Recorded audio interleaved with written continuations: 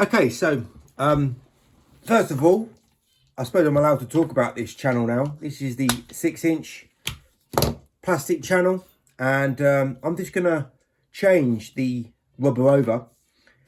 So if anybody's interested or wants to know more about how I changed the rubber over, you know, I'll just do it while I'm talking about a separate topic. So first of all, I still put paper clips in here, and I'm just gonna pull this out. Now this rubber, this is a new bit of rubber, it's not wet, so it might be quite difficult to pull through this channel, but that's basically what it is. It's just made out of plastic, and it's got the end clip sort of design, but it's all one channel. So what I first do is I get a strip of rubber. You can see it's quite bent. It's been folded over in awkward place, so but once I've flattened it out, it should be fine, because it will be pinned and it will be nice and tight in this channel. So all I do is make a little mark on here, just a little guide mark, so I know where to cut, and I just cut straight down there. It doesn't matter if I'm a little bit under or over, it doesn't matter, because rubber can stretch a little bit, and it can also compact a little bit as well, especially when you're using these tight inserts. Okay, so all I've got to do now is thread it through, and it might be a little bit difficult, because I remember when I first got this, it was hard, but I think because it's been used, it's got some soap in the channel, and it's now pulling through, but it is difficult to pull through nevertheless. So I spoke to a guy today. He was doing some canvassing, not from an area or from a town where I live, and he kindly enough came up to me and said, you know, I'm canvassing for window cleaning around here. Are you working, you know, do you do any houses around here? And I said, yeah, this area is saturated with window cleaners. It's, you know, you'll be hard to find. You'll just be getting scraps. You will find some people, but you won't get too many.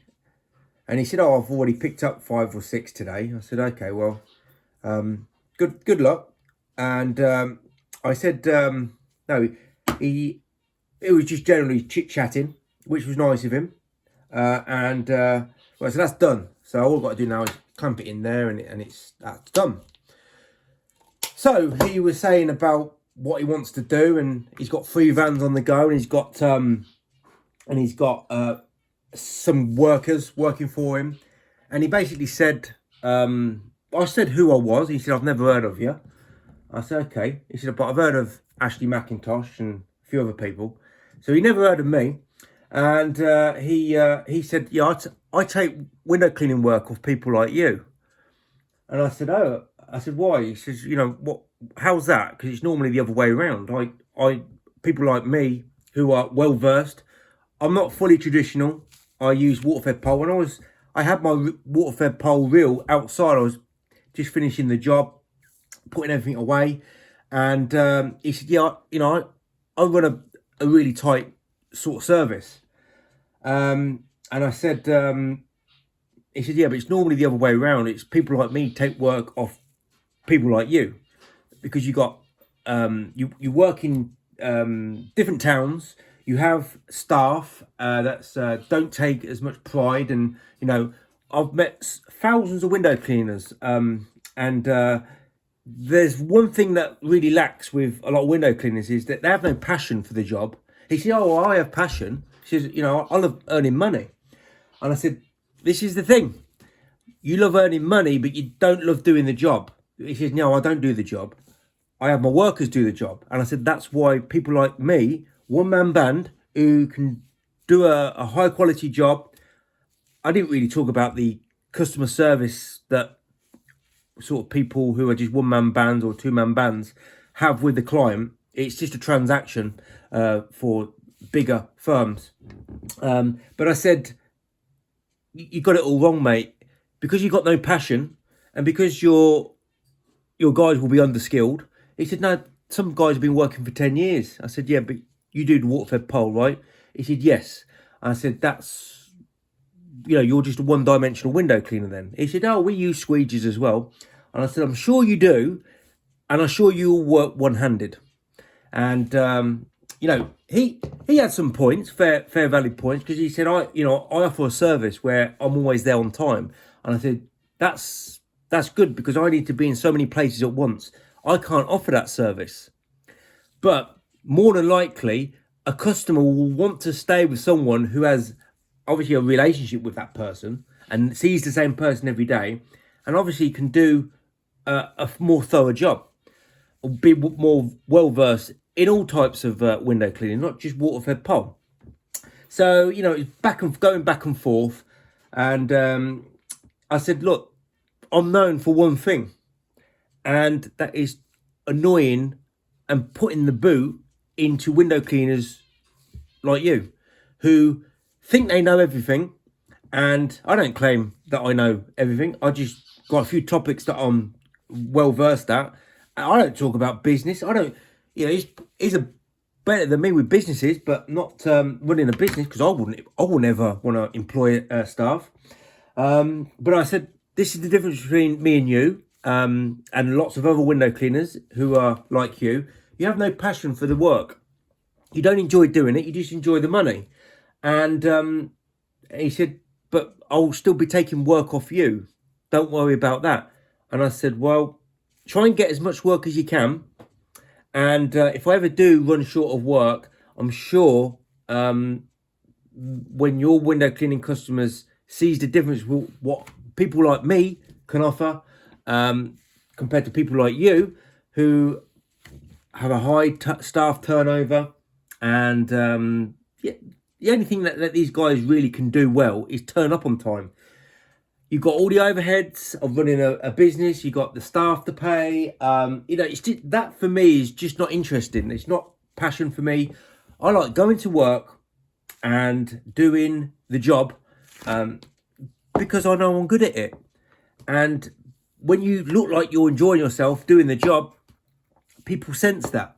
Whereas people who have a bigger company and have lots of staff going in different vans, I said, I don't have to wear staff uniform. I don't have to put logos on my vehicle.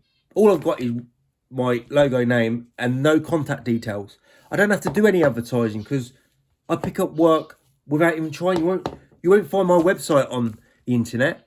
All you'll see about me is not my real name, is my Polzn Bladz name, and you'll just see two things about it. Window cleaner, that really puts the boot in this industry, about how things are really done and shine a light on it.